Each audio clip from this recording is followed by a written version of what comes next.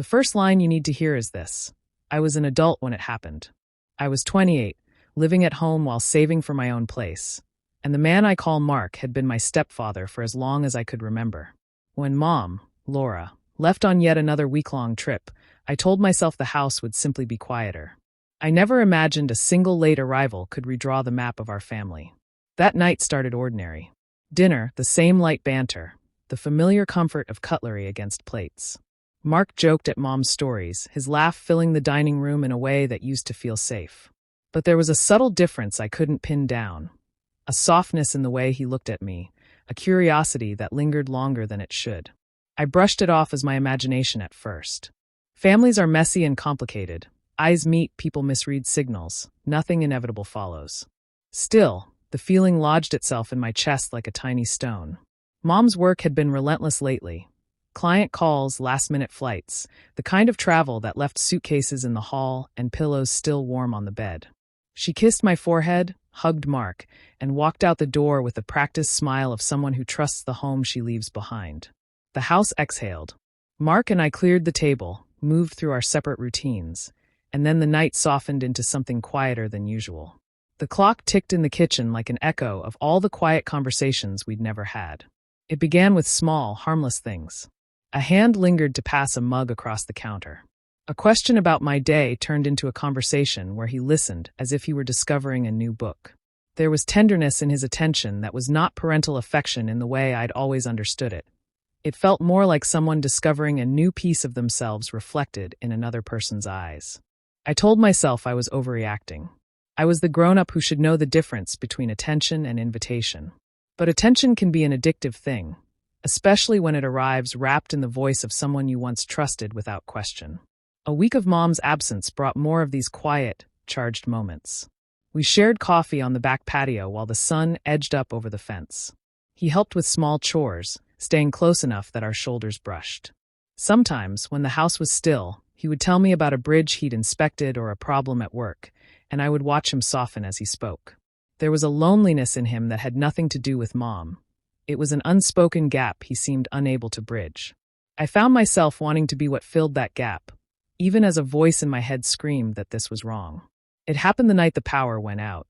The whole neighborhood plunged into a quiet nothingness, and we lit candles and wrapped ourselves in sweaters. The storm outside made the house feel like a fragile ship. We sat close on the sofa under a single throw, and the conversation that started as small talk took a turn into confession. He spoke softly about the things he missed, not just the rush of work, but the feeling of being truly seen. I told him about my plans, my fears, the tiny ambitions I hadn't shared with Mom. In the candlelight, his face looked younger, unguarded. When our hands touched, it felt less like intention and more like an accident that was not being corrected. One thing led to another, and in the hush of the dark house we crossed a line. The kiss was quick, then longer, and everything after felt like a blur of shame and misplaced relief. We stopped because reality, a car in the driveway, the sound of a door, reminded us of what we were. We fell into silence, eyes avoiding the hard things reflected back at us. I will not describe what followed in detail. You do not need those images to understand the weight of it. What I can tell you is this: the moment did not solve anything. It only made the guilt louder. We both knew the gravity of what had happened, and we both knew it could not be undone by whispers or secrecy. It was betrayal in the most fragile sense, not a lover's scandal, but a wound inside a home. The aftermath was a subtle kind of devastation. Mornings were the worst, pretending the world was uninterrupted while my stomach turned with the memory of the night. I kept a journal and wrote and rewrote the scene until the pages blurred. Mark and I pretended like nothing had happened in public, but our private silences were heavy with the truth. He would meet my eyes and then quickly look away, as if both of us were trying to find a map back to what felt safe.